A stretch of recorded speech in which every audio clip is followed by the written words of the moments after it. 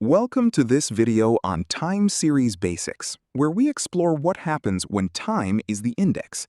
This is Module 4, Episode 10 of our Data Science course. In this video, you will master 3 key tools for transforming raw time data into actionable insights: date-time index slicing, resampling, and rolling windows. Before we begin, ensure you are comfortable with the basics, working with the .dt accessor, understanding group by operations, and using standard .lock label indexing. Have you ever looked at a daily revenue chart and seen only a jagged wall of noise? Let's explore how to turn that saw blade into a clear trend.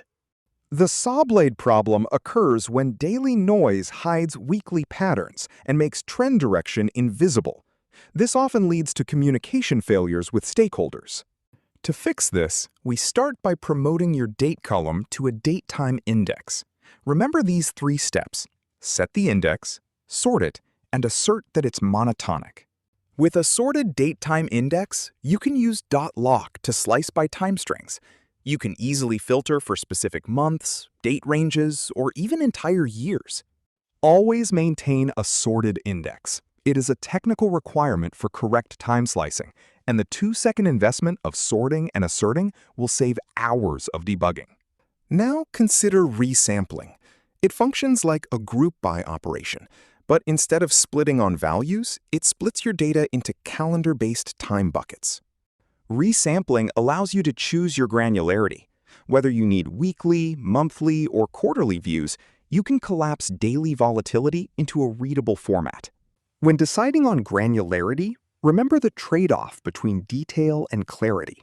Your choice of frequency should always be justified by the question you are trying to answer. A quick tip: resampling can create empty buckets, resulting in NaN values.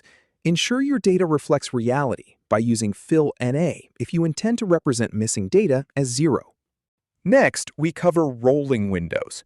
A rolling window computes a statistic over a sliding neighborhood of rows, which helps smooth out noise to reveal underlying trends. Mechanically, imagine sliding a window across your data. At each position, you calculate the mean of the rows inside the window, then move 1 step forward. In code, this is as simple as calling .rolling.mean. By plotting both the raw data and the rolling mean, you get a full, honest view of your business metrics. The rolling mean is not free. Every point of smoothness costs a corresponding point of delay, known as the lag problem. For operational dashboards, keep this trade-off in mind. A shorter window is noisier but more responsive, while a longer window is smoother but slower to reflect change. Explicitly document why you chose your specific window size. Be careful. Different window sizes can tell visually different stories. As a rule, always label your charts with the specific window size used, like a 7-day rolling mean. Let's apply these tools to a real challenge: finding dormant whale customers. We can use our analysis to make these departures visible to leadership. To visualize dormant whales, isolate each customer with string slicing, resample their revenue, and plot the results.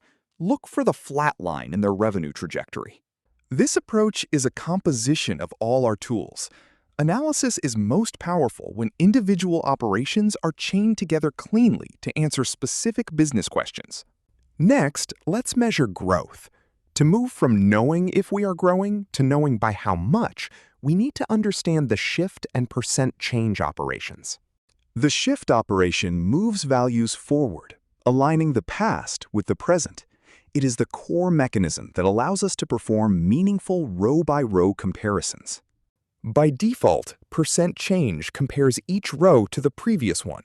This gives us month-over-month growth. Just remember, the first row will always be empty. While month-over-month growth tracks momentum, year-over-year growth accounts for seasonality. Both are valid, but they can disagree. Always state your basis. Never report growth numbers without clarifying the basis. Comparing to a prior period is essential for data to be interpretable and professional. Let's summarize our toolkit: date-time index for addressing, slicing for filtering, resample for granularity, rolling for smoothing, and shift for growth. Remember these 3 takeaways. Resample is a calendar-based group by. Smoothness comes at the cost of lag, and growth numbers are meaningless without a defined basis. Your deliverable is a growth question notebook. It includes your analysis of revenue, month-on-month and year-on-year calculations, and the dormant whale visualization.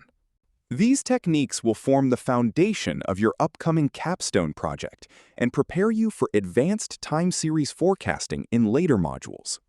Let's review our reference card for this episode. We have covered core concepts like the DatetimeIndex, string slicing, and the importance of a sorted index for your data operations. We also walked through resampling for time buckets, the trade-offs of rolling windows, and calculating growth with shift and percent change. Keep this glossary handy as you build your own time-aware models. This episode followed a clear arc, transforming raw noise into readable trends. We moved from the saw blade of daily data to quantifying specific growth metrics, culminating in the revealing whale chart. We are now ready for the final capstone project. We will synthesize everything learned: loading, cleaning, grouping, and now time series analysis to perform a full quarterly review. See you in the next episode. This program was brought to you by the Series of Thoughts team and Technovative AI.